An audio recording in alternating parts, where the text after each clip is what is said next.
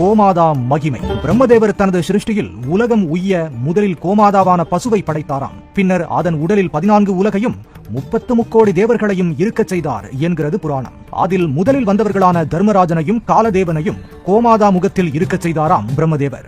மற்றவர்கள் கோமாதா உடல் எங்கும் குடியேறச் செய்தாராம்.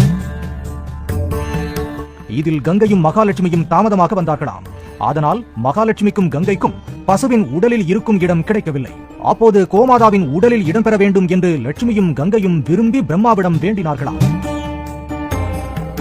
எங்கேயாவது இருக்க ஓர் இடம் கொடுத்தால் போதும் என்றதனால் கோமாதாவின் உடலில் இருந்து வரும் சாணம், கோமியம் இரண்டும் யாருக்கும் சொந்தமாகவில்லை. ஆகையினால் நீங்கள் விரும்பினால் அதில் இருக்கலாம் என்று கூறியதால் லட்சுமியும் கங்கையும் மிகுந்த மகிழ்ச்சியுடன் அங்கு இருக்க சம்மதித்தார்கள் என்கிறது தேவி பாகவதம்.